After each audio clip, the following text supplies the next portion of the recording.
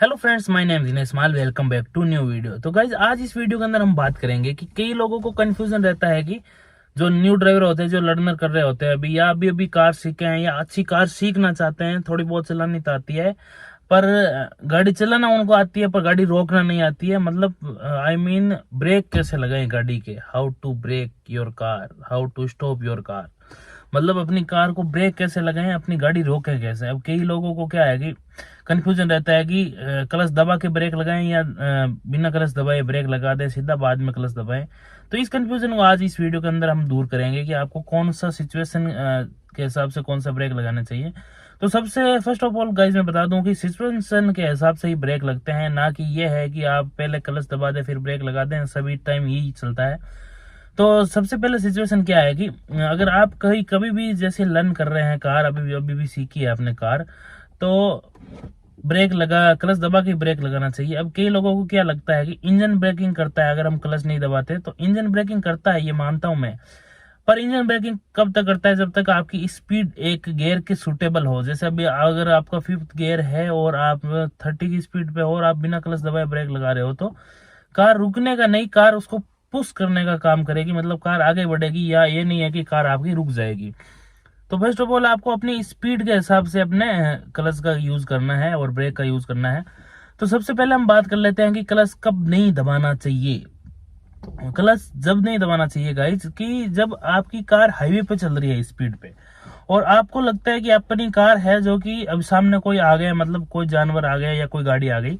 अब आपको लगता है कि मैं इतना ब्रेक लगाऊंगा तो गाड़ी स्लो हो जाएगी और मुझे पूरी स्टॉप नहीं करनी है, और स्लो हो जाएगी और मैं उसके बाद में सेम गियर के अंदर गाड़ी वापस को उठा लूंगा, वापस पिकअप ले लूंगा गाड़ी का। तो उस वक्त आपको क्या करना है कि क्लच नहीं दबाना है। उस वक्त आपको क्लच नहीं दबाना है, क्योंकि अपन को गियर चेंज नहीं करना, क्लच का कोई यूज नहीं है। और अगर आप समझ लो 80 की स्पीड चल रहे हो और 80 से 60 की स्पीड पे आ रहे हो, और आपको लगता है कि सेम गियर में हमारी गाड़ी जो वापस पिकअप ले लेगी, तो उस सिचुएशन में आपको कभी भी क्लच प्रेस नहीं करना चाहिए। डायरेक्ट ब्रेक लगाइए और चलते रहिए। अब आगे की बात कर लेते हैं इमरजेंसी सिचुएशन। अब इमरजेंसी आपकी कोई भी हो, अगर आपको इतना वक्त मिलता है सोचने का कि क्लच दबाऊं ब्रेक दबाऊं, तब तो आप यकीनन मतलब आप क्लच दबा के रखिए। जैसे कि 80 की स्पीड से अगर आपकी 60 की स्पीड आ रही है, तो 80 से 40 की स्पीड तक आ जाइए आप क्लच बिना दबाए, और 40 के बाद आप अपना क्लच प्रेस कर लीजिए। ठीक है, ये हो गई। अगर आपको टाइम नहीं मिलता है कि आप हड़बड़ाइज गए हैं कि क्लच दबाऊं कि नहीं दबाऊं, उस वक्त आपको क्या करना है कि अपना क्लच नहीं दबाना, डायरेक्ट ब्रेक दबाओ, गाड़ी बंद हो जाएगी और कुछ नहीं है। ब्रेकिंग आजकल अच्छी आती है गाड़ियों की, तो आपको इंजन में कोई प्रॉब्लम नहीं है। अगर इमरजेंसी सिचुएशन को हो, तो अगर इंजन का कुछ क्रैंक शाफ्ट में कुछ भी बिगड़ता है, तो इमरजेंसी से बड़ा कुछ इंजन में अंदर नुकसान होने वाला नहीं है अगर आपको ब्रेक दबाना ही है तो। अगर इमरजेंसी सिचुएशन आ गई है तो। अब है विदाउट इमरजेंसी, अगर आप सिटी के अंदर ड्राइव कर रहे हो या मतलब 40 या 50 की स्पीड पे चल रहे हो, तो आपको अगर आपको पता चल गया कि हमारी गाड़ी है जो रोकनी पड़ेगी, रोक के और फिर हमें गियर चेंज करना पड़ेगा। अब मतलब गियर चेंज ही करना पड़ेगा, कोई ऑप्शन नहीं है इस प्रकार। मतलब जैसे ही फोर्थ गियर में है, अगर हमको वापस गियर थर्ड करना है या सेकंड करना है, तो उस वक्त आपको क्या करना है, क्लच के साथ ही ब्रेक दबाना है। पहले क्लच दबाना है फिर ब्रेक दबाना है। ठीक है, पहले क्लच दबा लो, क्लच से जितना स्लो हो जाए तो ठीक है, और उसके बाद ब्रेक दबा के गाड़ी रोक लो धीरे से। और ब्रेक को कभी भी एकदम पुश, मतलब एकदम पुश नहीं करना, एकदम झटके से ऐसे नहीं करना कभी भी। धीरे धीरे ब्रेक का आप यूज कीजिए, धीरे से, मतलब इतना भी धीरे नहीं, पर धीरे झटका ना ले गाड़ी, इतना जल्दी ऐसे प्रेस नहीं करना, धीरे ब्रेक प्रेस करना है, जैसे हम क्लच प्रेस करते हैं उस प्रकार ही, और जैसे क्लच छोड़ते हैं उस प्रकार ही।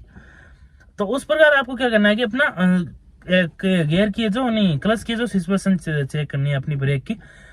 अब आगे कि क्लच कब नहीं दबाना, ये तो हो गया।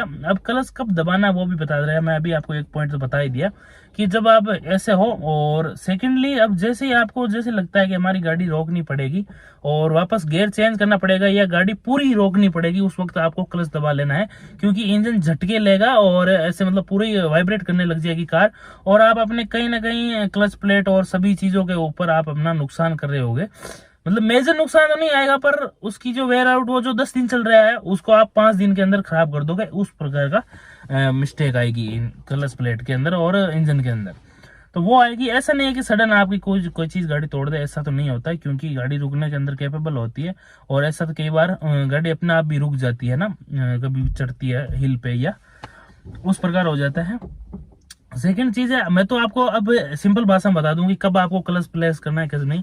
अब हाईवे पे चल रहे हो, अपनी गाड़ी मतलब कोई सामने गाड़ी आ गई या कोई जानवर आ गया, तो उस वक्त आपको क्या करना है, बिना क्लच ब्रेक दबाना है।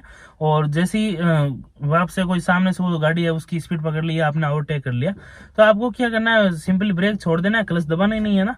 ब्रेक छोड़ दिया और वापस एक्सीलरेटर करके आप उसी गियर के अंदर अपनी गाड़ी पिकअप कर सकते हो। अब सेकेंडली चीज है कि अपनी गाड़ी को सिटी के अंदर जब भी चलाओ तो आप पता है 60-50 की स्पीड पे चलती है गाड़ी, तो उस वक्त आपको क्या क्लच दबा के ही और ब्रेक दबाना है। क्या दिक्कत आ रही है? कोई दिक्कत तो नहीं है ना। इंजन ब्रेकिंग कब काम आती है? नॉन एबीएस गाड़ी के अंदर इंजन ब्रेकिंग काम आती है। एबीएस गाड़ी के अंदर इंजन ब्रेकिंग काम इतना मुझे लगता नहीं है कि खतरनाक यूज है उसका। और इंजन ब्रेकिंग भी छोटे गियर के अंदर काम आती है, ये नहीं कि आप 5th गियर में चल रहे हो और आपकी इंजन ब्रेकिंग काम आएगी, बिल्कुल भी काम नहीं आएगी। ये एक पॉइंट हो गया।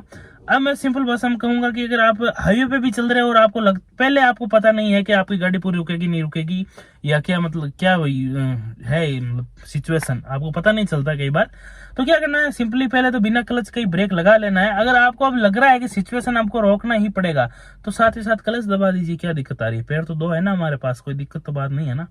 तो ये जो मैंने जानकारी दी है ना, ये मैनुअल गाड़ी के साथ है, ऑटोमेटिक गाड़ी के साथ पूरा ही चेंज हो जाता है, क्योंकि ऑटोमेटिक के अंदर सिर्फ डायरेक्ट ब्रेक ही लगता है। एक्सीलेटर छोड़ गया और ब्रेक लग गया, एक ही फुट काम करता है।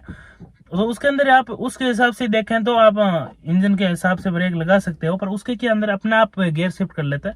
अपन को गियर शिफ्ट करने की जरूरत है, तो इतना हमें टाइम नहीं मिलता कि हम गियर शिफ्ट कर ले तुरंत इमरजेंसी सिचुएशन के अंदर। अगर आपको मिलता है तो आप छोटे गियर पे कर लो, पर उससे अच्छा है कि मुझे आप ब्रेक ही लगाओ, गियर पे शिफ्ट करने का आप झंझट मत रखो। कई बार कई लोग शिफ्ट कर पाते, कई बार नहीं कर पाते और हड़बड़ाई के अंदर कार एक्सीडेंट हो जाती है। तो मैं आपको सजेशन नहीं करूंगा कि आप गियर के अंदर शिफ्ट करें। हाँ, अगर आप पुराने ड्राइवर हैं और समझदार हैं तो उनके लिए तो आपको पता ही है क्या करना है। तो ड्राइविंग दोस्तों एक ऐसी चीज है, इसका एक्सपीरियंस होता जाएगा उतनी एक अच्छी होती जाएगी। मतलब एक आदमी अगर 6 साल से गाड़ी चला रहा है तो वो भी एक्सपीरियंस है, अगर 10 साल से चला रहा है तो वो 6 साल से भी ज्यादा वाला एक्सपीरियंस है, क्योंकि उसने अपनी लाइफ के अंदर ज्यादा इमरजेंसी सिचुएशन या ज्यादा गाड़ियों को देखा है जो रॉन्ग साइड आ रही है, कुछ भी है, मतलब ज्यादा सिचुएशन को उसने फेस किया उससे। तो उस हिसाब से भी ये एक हो जाता है और किलोमीटर्स का भी फर्क हो जाता है। जैसे एक आदमी 10 साल के अंदर 1 लाख किलोमीटर गाड़ी चला रहा है और एक आदमी 1 महीने के अंदर 1 किलोमीटर गाड़ी चला रहा है, मतलब 1 लाख किलोमीटर गाड़ी चला रहा है, तो वो भी है। तो गाइस इस वीडियो को छोटा और मैं शॉर्ट रखना चाहूंगा। आपको भी आशा करता हूँ वीडियो पसंद आया है, तो आपने भी कोई छोटे भाई बहन या किसी को अभी कार अच्छे से सीखना है या कोई कार सीख रहा है तो उसको ये वीडियो जरूर शेयर करना। Till then take care, bye bye, have a nice day.